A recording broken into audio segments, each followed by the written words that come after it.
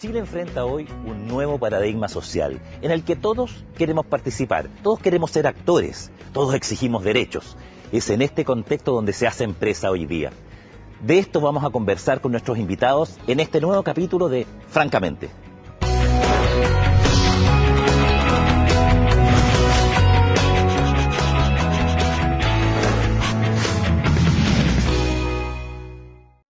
Bueno, aquí estamos ya con nuestros invitados. Muy buenos invitados que tenemos hoy día. Vamos a seguir conversando, así que sigan conversando. Hoy día tenemos la suerte de contar con María Ángeles Undurraga, emprendedora, empresaria, fundadora de Mujeres del Pacífico. Muchas gracias, María Ángeles, por estar con nosotros hoy día. Muchas gracias por la invitación. Y con Pablo Bosch, empresario, dirigente gremial y hoy día en unos emprendimientos de los cuales nos va a hablar realmente extraordinarios. Muchas gracias, Pablo, por estar con nosotros. Gracias, Ignacio. Conversando francamente. Muchas gracias. Oye, yo quisiera partir por un punto que en Chile tenemos una paradoja. Se ha demonizado a la empresa, en las encuestas la gente dice que no las quiere, que las asocia a poder, y hoy día todo lo que suene a poder suena también a abuso. Sin embargo, vemos una cantidad importantísima de jóvenes que están emprendiendo, entonces se entiende poco. Entonces, para conversar sobre esto, yo quisiera volver un poquito para atrás, comenzando contigo, Pablo. Tú has hecho empresa durante muchos años. Bosch es una empresa que tiene más de 50 años y por lo tanto has vivido distintos periodos de la historia de Chile. ¿Cómo era antes hacer empresa versus cómo lo vemos hoy día? Era muy distinto. Todo está cambiando en el mundo, pero hemos pasado por distintas épocas. Épocas en que era un mercado cerrado. Antes del 73 los precios los fijaba el Estado para muchas cosas. Entonces uno lo que tenía que ser era un buen negociador y después un maximizador de resultados nomás. Pero era un mundo muy distinto. Después del 73 se abrió la economía. Hubo que cambiar a mucha gente, muchos gerentes tuvieron que cambiar porque no entendían lo que era competir.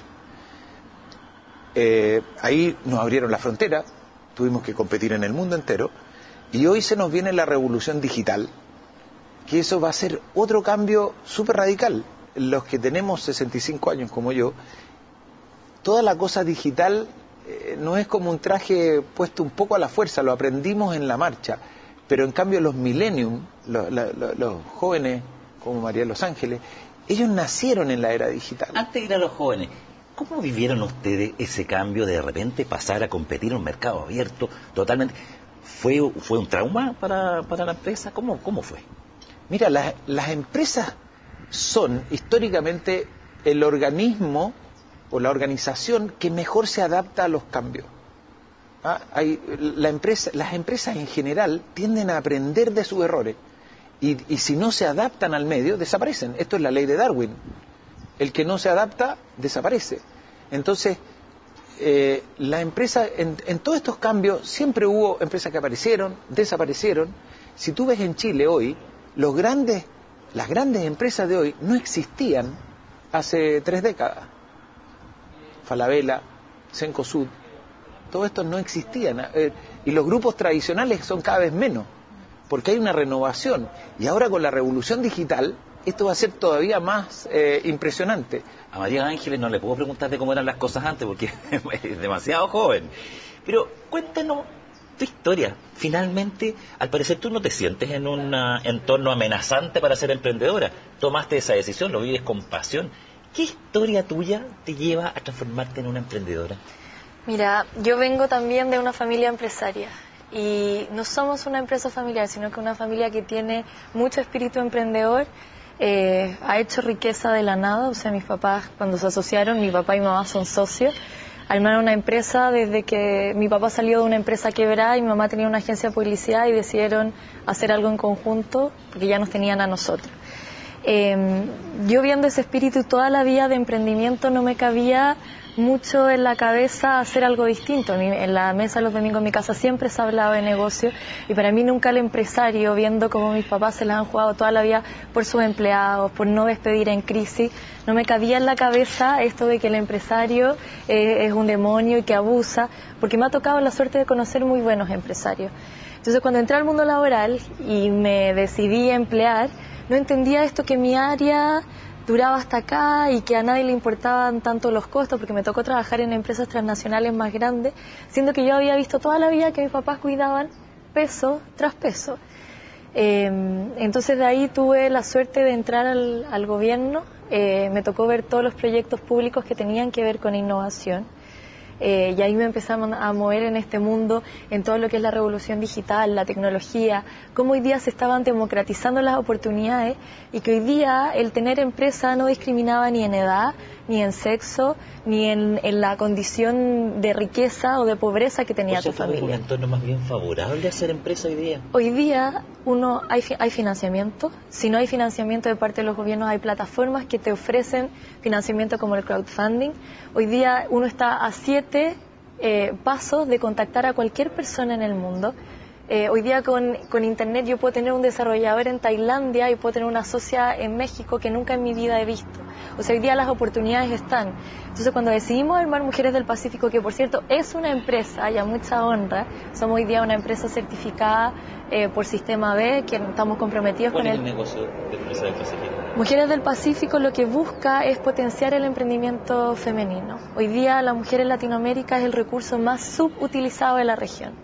Si nosotros cambiáramos esa realidad, todas las brechas y todos los problemas que nosotros vemos hoy día en el mundo se acabaría mucho más rápido. La mujer invierte su salario, se reduce la pobreza, la mujer sabe la importancia de invertir en educación. Entonces nosotros vimos que si nosotros potenciábamos a que las mujeres pudieran desarrollar sus negocios, sabiendo que emprenden en negocios más tradicionales, pero si les dábamos esta salida, si les aportábamos con herramientas de innovación y con todo lo que está pasando afuera, si las llevábamos al mercado exterior, todos estos problemas que hoy día son una amenaza para nuestra sociedad se podían volver oportunidades y se podían empezar a enfrentar de una mucho mejor manera. Qué interesante que cuando hablas de cambio, tú dices, superemos la amenaza. Esa capacidad de cambiar nos hace pasar de un mundo amenazante a un mundo de oportunidades. Pablo, tú que has vivido todos los periodos, si tú tuvieras que decir de los 50 en adelante solamente, ¿qué es lo que tiene que conservar la empresa y qué es lo que tiene que cambiar? Porque ¿habrá que cambiarlo todo? ¿O hay cosas de la empresa que hay que mantener? Mira, yo me acuerdo hace unos años atrás, en un discurso que tuve que hacer en la compañía, yo le decía a la gente que yo me imaginaba, por lo que estaba viendo, que en 20 años más íbamos a estar en negocios que hoy día ni vislumbrábamos. Y que probablemente en esos mismos 20 años, los negocios que estábamos haciendo ahora, ya no lo íbamos a hacer porque iban a haber pasado, no iban a tener mercado. ¿Y qué era lo importante? Es que fuéramos los mismos, que fuéramos las personas, porque en el fondo las empresas son entidades sumamente humanas, ¿no? El negocio que tú haces es como el medio para la realización de las personas. Ese es el verdadero empresario, ¿no? El empresario no trabaja 8 horas, 10 horas diarias, trabaja 24 horas diarias, como decía la María de Los Ángeles.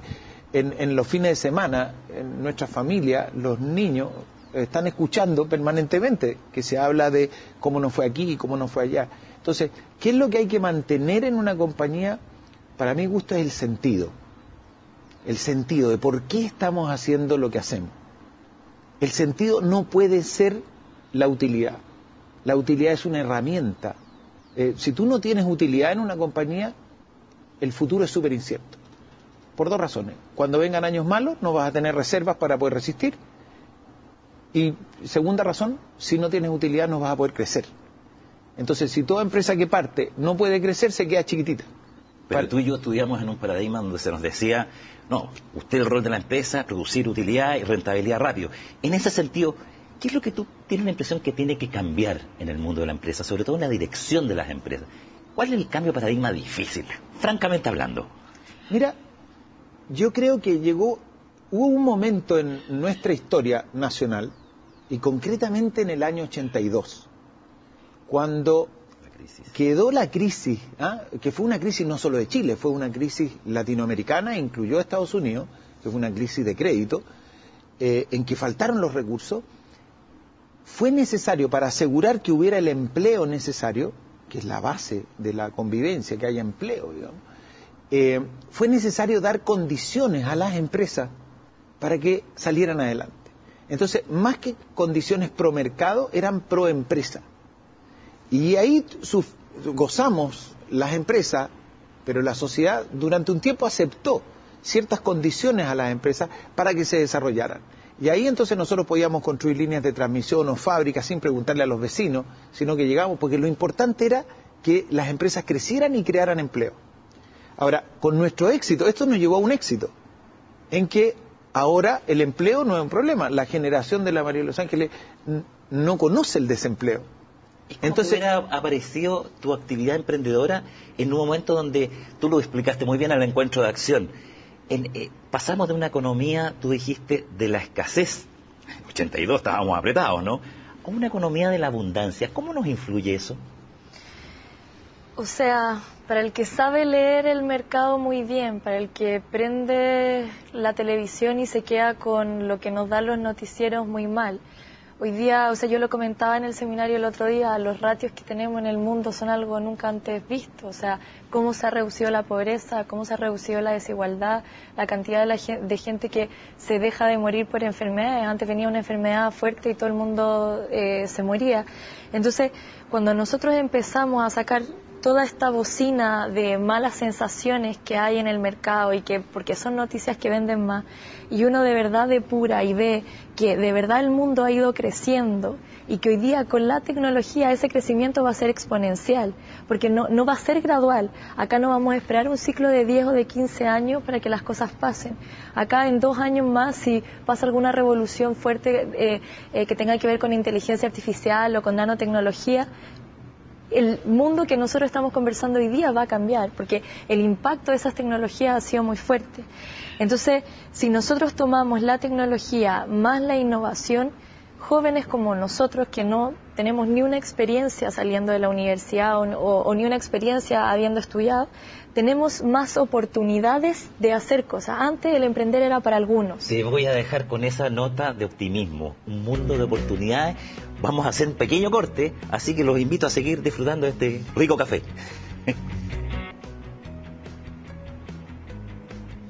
Este mundo de la abundancia del que nos habla María Ángeles, por Dios que desafía el mundo de la empresa, Pablo, ¿eh? Tú lo has vivido en carne propia.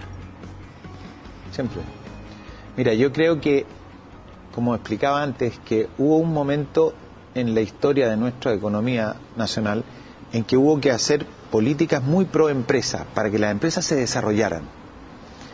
Pero llegó un momento en que el éxito, esto es como echar a andar el auto cuando está en pana, ¿no?, que lo empujamos. Pero una vez que parte el motor, ya no seguimos empujando, no subimos arriba. Es lo mismo que pasa y que las empresas vamos a entender. Y el que no lo entienda va a desaparecer. En el sentido de que hoy la economía partió, tenemos que cuidar que no se eche a perder, de que no rompamos las condiciones, pero ahora hay que subirse al carro. Y entonces las empresas tenemos que entender que ahora tenemos que subir al carro. ¿Qué significa subirse al carro? Tener mucho más en cuenta, es mucho más la colaboración, es mucho más tener en cuenta que antes, claro, la fuerza laboral era transaccional. Yo te pago sueldo de mercado y tú haces eso. Hoy, en una economía de servicio, tienes que tener a las personas que trabajan, es mucho más un equipo que un recurso. A mí nunca me ha gustado hablar de recursos humanos. Los humanos no somos recursos, somos personas. Entonces, hoy es más patente que nunca, porque tú necesitas que cada persona de la organización esté imbuida del sentido de hacia dónde vamos. El trabajo tiene que hacerle sentido a él también. O sea, la palabra clave aquí es cercanía, contacto con los trabajadores, con los proveedores, con los clientes, una empresa más metida dentro de la sociedad. Ahora, hablando francamente, muchas personas que nos ven dicen, oye, pero si las grandes empresas o los grandes empresarios pertenecen a esta élite, igual que en el mundo político, que viven en un mundo tan lejano en lo social, en lo cotidiano del resto de la sociedad. Hay gente que reclama, que dice, oye, pero si yo vivo en la dehesa o en San Carlos de Apoquindo, no necesito bajar a la ciudad, puedo estudiar, trabajar y hacer mi vida social completa. Entonces, ¿cómo se hace eso? ¿Qué importancia le ves tú a romper un poquito esta sociedad de clubes cerrados? Que el mundo cambió, y un poco como lo que decía Pablo, si bien en ciertas etapas de nuestra historia se ha buscado potenciar, por ejemplo, la formación de empresa, hoy día ese desafío no es no es el mismo que teníamos antes, y hoy día los problemas y las soluciones a esos problemas son distintos. O sea, uno no puede querer buscar respuestas distintas si siempre las soluciones las construyen con los mismos, porque no hay transferencia de conocimiento, no hay transferencia de innovación, no hay transferencia de nada. La importancia hoy día es que hoy día los problemas son mucho más complejos, no solamente son que en el sector empresarial pasa esto, porque en el sector empresarial si pasa esto, eso va a afectar a la academia, eso va a afectar al sector público. Entonces los problemas son de una complejidad igual que la conectividad que hoy día existe en el mundo. Entonces, para poder desarrollar soluciones que de verdad tengan que ver con darle solución a los problemas, no con hacer como el conocido diálogo que tenemos acá, que todos dialogan, pero parece que nadie se escucha. Para eso necesitamos gente de disciplinas distintas, gente de edades distintas, porque si no vamos a seguir pegando brazazos de ahogado y no vamos a llegar a ninguna parte. Una empresa que pregunte más a sus clientes, a sus trabajadores, a sus proveedores. ¿Cómo vives tú? Porque parece Chile muchas veces no valora mucho esa diversidad y parece que en la diversidad está la riqueza. Eso te lo escuché en el encuentro. Absolutamente. O sea, en las etapas tempranas de desarrollo, uno naturalmente en todo el mundo, siempre en las etapas básicas, uno busca los pares y pertenecer a algo, pertenecer a un club. ¿Y somos muy segregados los chilenos? Es que el mundo es segregado. En los países más desarrollados la segregación es menos porque se ha llegado a un nivel cultural mayor. Entonces yo creo que lo que estamos viviendo hoy en Chile es un cambio cultural muy grande, porque nosotros estamos reconociendo en que tenemos que ser más diversos, que tenemos que conectarnos más. Estamos mirando los clubes desde fuera. Es decir, el club ya no me sirve porque hablar solo con los que piensan como yo no me está dando soluciones, voy a seguir pensando igual. Y claro que en Chile la mayoría de los directorios de empresas pareciera casi no hay mujeres, son poco diversos. Ignacio, pero ¿sabes? La buena noticia es que está ocurriendo un cambio. Eso. Y las empresas, como te decía al principio, se renuevan siempre en la historia, se han renovado. Y la que no se renueva desaparece o cambia de mano. Están apareciendo las diversidades, están apareciendo... Viene una ola tremendamente grande en Chile, muy esperanzadora, que es que cuando yo estudié en la universidad éramos 120.000 alumnos. Y hoy, entre las universidades, los CFT y toda la educación superior, son 1.200.000. Esa ola viene, ese es un tsunami peor que el de Tailandia, digamos. Entonces los que tenemos 65 como tengo yo, y vienen los chiquillos de 30 y tantos, 40 años, si vienen con una potencia, y eso se van a tomar el poder, nos guste o no. Esto es una cuestión de tiempo. Fíjate que me gustaría darle la palabra a María Ángeles. Efectivamente pasa lo que dice Pablo, es decir, tú ves en tu generación mayor capacidad de cercanía, menos prejuicio, y particularmente la presencia de mujeres como tú. ¿Tiene algo que ver con esta fuerza de cambio? O sea, mi generación tiene competencias distintas que las anteriores. No es que sea mejor o peor, sino que le tocó vivir algo distinto. Pero sí venimos con una fuerza de que acá nosotros no nos vamos a sentar a resignarnos de las cosas como funcionan. Acá todos hablan de que Chile, la paranoia, que las empresas que están dejando de invertir. O sea, nosotros no nos vamos a quedar sentados esperando y ver el resultado de eso. Es una generación que viene y que se prepara mucho porque también ha tenido mucho más acceso a información. Hoy día en tu celular uno tiene más información que lo que tenía el presidente de Estados Unidos hace 30 años. Y esa información es poder. Esa forma de conectarse es poder, es acceso a desarrollar otras oportunidades. Entonces nuestra generación que ha tenido mucho más acceso a todo esto tiene una responsabilidad mucho más grande y quiere alcanzar cosas mayores. O sea, nosotros cuando entramos a una empresa y vemos que las cosas no funcionan o que no se están... nos vamos, porque hay millones de otras oportunidades alrededor donde yo puedo desarrollarme como un profesional íntegro. Acá nosotros no hacemos la diferencia. Yo entro a la oficina y de 9 a 6 de la tarde soy de esta forma y de ahí me vuelvo una deportista o una mamá cariñosa. No, queremos tener integración en nuestras vidas, estamos mucho más apegados a lo que es ser persona y las 24 horas del día. Entonces, esta fuerza y que son la masa es mucho mayor que la de las generaciones antiguas, va a empezar a tocar la puerta, y la va a tocar, y si no la va a botar, y eso es lo que vemos hoy día con todos los movimientos sociales que hay. Entonces acá el desafío está en que no podemos destruir lo que ya se venía haciendo bien, y no podemos parar este tsunami. Entonces, ¿cómo complementamos y aprovechamos la fuerza de un tsunami con la experiencia de los que ya llevan haciendo? Plasticidad, como nos dice Maturana, este cambio que no sea una cosa violenta, sino que este movimiento más bien de los yudokas, que usan la fuerza del otro para hacer algo que va en su beneficio. Yo en ese sentido no puedo dejar de comentar que el proyecto de las majadas de Pirque, Pablo, son un aporte extraordinario. ¿Cómo se te ocurrió? ¿Cómo llegaste? Y si puedes explicarnos un poquito bien en qué consiste. Bueno, ese es un proyecto que nace del convencimiento que en Latinoamérica lo que nos falta es capital social. Y capital social lo define Francis Fukuyama como el valor de los puentes entre gente diversa con objetivos comunes y puentes basados en confianza y reciprocidad. Esto es lo que tu generación hace maravillosamente, que son mucho más abiertos. Nuestra generación tenía una información y la guardaba, porque ese era el valor que uno tenía. Ahora, saben que la información está en Internet, entonces lo comparten todo. Bueno, las majadas de Pirque lo que propone es una fábrica de capital social. Es promover conversaciones, es promover encuentros entre gente diversa con objetivos comunes. Es crear futuros posibles que nacen de una conversación. ¿Qué pares improbables se han juntado en las majadas que tú dices, estos no se habrían conocido nunca si este proyecto no hubiera existido? A ver, por ejemplo, tuvimos un encuentro con Humberto Maturana que se llama El Arte de Conversar. Y había gente como Nicolás Magluf de la Católica, como habían exministros, había una dirigente sindical de las nanas, de las empleadas domésticas, había otros dirigentes sindicales también, había de los más diversos ámbitos. Muy interesante lo que se produce ahí.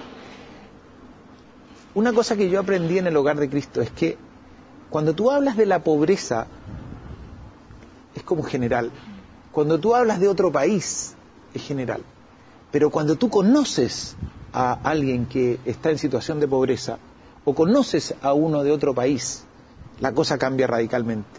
Cuando yo tengo amigos en Siria, para mí la emigración siria tiene otra dimensión que cuando no conozco a nadie, y para mí Siria es una noticia en la televisión. Entonces, el tema de la conversación que nosotros estamos tratando, y esto es un proyecto para Latinoamérica, nosotros creemos que la información está en Internet, todo. El capital está, como dice la María de Los Ángeles, o en los bancos, o en los fondos de inversión, o en crowdfunding, está. Lo que falta es capital social, son los contactos, es conocer. Entonces, están apareciendo cantidades de emprendedores, cantidades de profesionales nuevos que tienen nuevas ideas, necesitan juntarse con otra persona. Entonces, nosotros lo que vamos a hacer es provocar estos encuentros entre gente con objetivos comunes. No puedes llevar gente que tenga intereses muy disímiles porque no van a tener mucho punto de encuentro, pero existen muchos campos donde operar. Bueno, al parecer la palabra clave, ya estamos cerrando, es una vez más encuentro, plasticidad. Al parecer esto no es solamente, las mujeres del Pacífico no son solamente de una élite. Aquí hay acceso, como nos mostraba Pablo, hay la posibilidad de que todos nos encontremos, tal vez donde más mala distribución tenemos en Chile no es solamente de la riqueza, sino que, como tú nos explicas, los contactos. Así que bueno, yo agradecerles a ambos. La verdad es que nos abren un espacio de esperanza y de fuerza. Este tsunami hay que empujarlo, creer en la empresa. La empresa es un lugar de transformación maravillosa a la sociedad, pero una sociedad, una empresa mucho más cercana e implicada. Muchas gracias a ambos por haber estado. Hay tsunamis de muchas oportunidades, no solo de amenazas. Hay tsunamis que no vemos y que son de oportunidades. Ellos están viendo oportunidades que nosotros a veces no vemos. Bueno, seguiremos conversando en este y otros capítulos, francamente. Listo. Muchas gracias. Gracias.